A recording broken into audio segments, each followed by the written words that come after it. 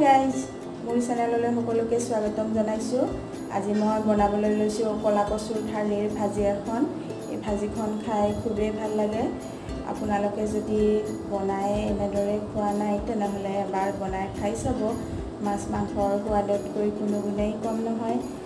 তেনেহলে পলম নকৰি আহকচোন চাওঁ মই কেনেদৰে বনালো। কলা কচুখিনি মই এনেদৰে কাটি লৈছো। কচুখিনি ধুই মই ভালকৈ পানীটো সৰিবলৈ দিছো। এয়া হৈছে পাঁচফোৰণ অকমান থেতেলি লোৱা আদা, নহৰু কেইফুটামান ফালি লৈছো, কেঁচা জলকীয়া 3টা ফালি লৈছো, তেজপাত কেইখিলামান, শুকান জলকীয়া 2টা, ডাঙৰ সাইজৰ এটা পিয়াজ, বিলাহী এটা এনেকৈ সৰুকৈ কাটি লৈছো, আলু এটা এনেকৈ টুকুৰাকৈ সৰুকৈ কাটি লৈছো আৰু এয়া হৈছে বইল কৰি লোৱা বুট। কেৰাহীখন গৰম হোৱাত মিঠাতেল দি ললো, লগতে তেজপাত কেইখিলা, শুকান জলকীয়া 2টা, এয়া পাঁচফোৰণ আৰু পাঁচফোৰণখিনি ফুটি উঠাত ফালি লোৱা কেঁচা জলকীয়া 3টাও দি লৈছো। এয়া পিয়াজ,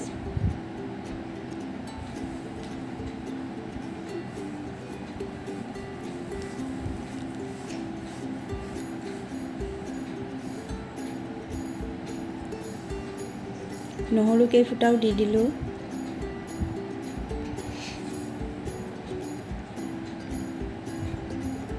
এয়া হালধি পাউডাৰ আৰু গোটেইখিনি ভালকৈ মিক্স কৰি লৈছো। এতিয়া মই কচুখিনি ইয়াত দি দিম।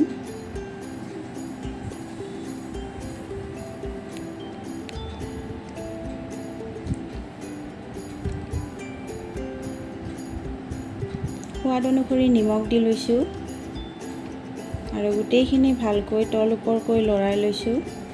নিমখ দিলে কি হয় কচুখিনি সোনকালে পমি যায়, সেইকাৰণে নিমখটো মই সোনকালে দি ললো আৰু এয়া বাকি থকা কচুখিনিও দি লৈছো।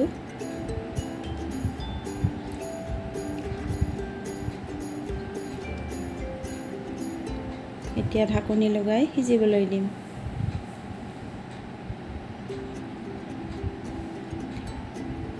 আনটো চৌকাত কেৰাহী এখন পাতি লৈছো।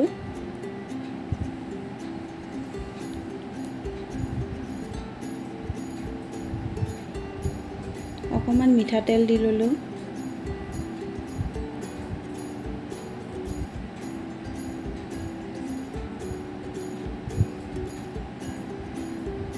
এচিকুটমান হালধি পাউডাৰ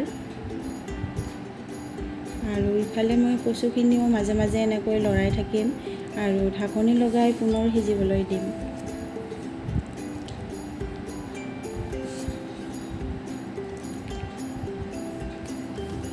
এয়া মই আলু কেইটুকুৰ এনেকৈ ভাজি ল'ম। অকমান নিমখ দিম, ৰঙচুৱাকৈ ভাজি ল'ম। এয়া আলুখিনি মই ৰঙচুৱাকৈ ভাজি লৈছো। এতিয়া একেখন কেৰাহীতে একেখিনি তেলতে মই বইল কৰি লোৱা বুট কেইটাও ভাজি ল'ম।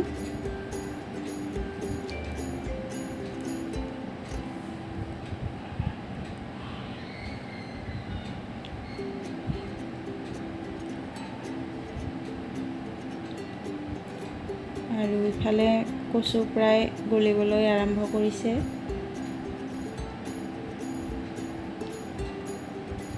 ভালকৈ লৰাই লৈছো।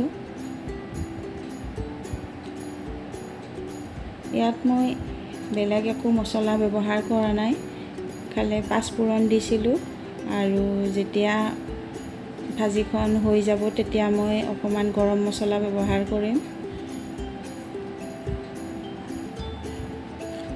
জিৰা গুড়ি, ধনিয়া গুড়ি, ৰেড চিলি পাউডাৰ এইবোৰ মই ইয়াত একো ব্যৱহাৰ নকৰোঁ।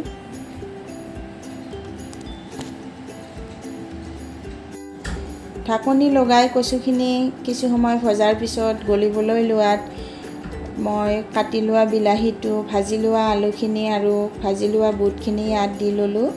লগতে দি লৈছো মই থেতেলি লোৱা আদাখিনিও। সেইখিনি ভিডিঅ'ত নাহিলে, ভিডিঅ'টো কৰি থাকোঁতে মোৰ কেমেৰাটো অফ হৈ থাকিলে আপোনালোকে নিশ্চয় ধৰিব পাৰিছে।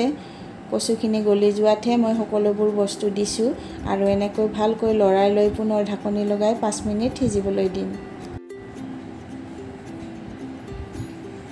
এয়া কচু ভাজি প্ৰায় হৈ গৈছে।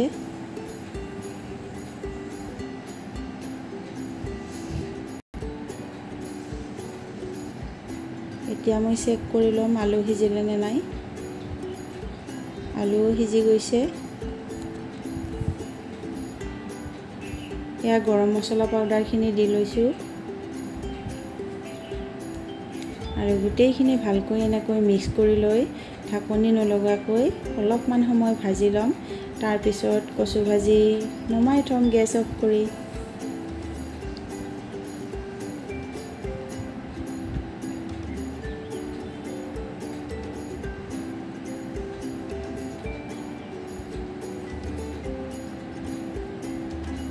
সকলে মোৰ চেনেলৰ আৰম্ভণিৰে পৰাই মোক ছাপোৰ্ট কৰি আহিছে, সহায় সহযোগিতা আগবঢ়াই আহিছে।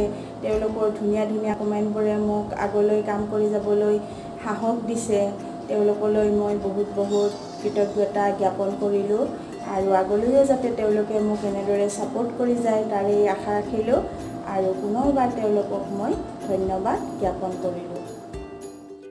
এয়া কচু ভাজি ৰেডি হৈ গ'ল আৰু এনেকৈ বনাই গৰম গৰম ভাতৰ লগত খাই চাবচোন। ৰেচিপিটো যদি ভাল লাগিলে তেনেহ'লে লাইক এটা নিশ্চয় কৰি দিব আৰু কমেণ্ট কৰি জনাবলৈ নাপাহৰিব। চেনেলটো যদি ছাবস্ক্ৰাইব কৰি লোৱা নাই তেনেহ'লে ছাবস্ক্ৰাইব কৰি ল'ব। আহিবলগীয়া ভিডিঅ'সমূহৰ ন'টিফিকেশ্যন পাবলৈ বেল আইকনটোও বজাই দিব। আকৌ লগ পাম নতুন ৰেচিপিৰ সৈতে। Bye bye.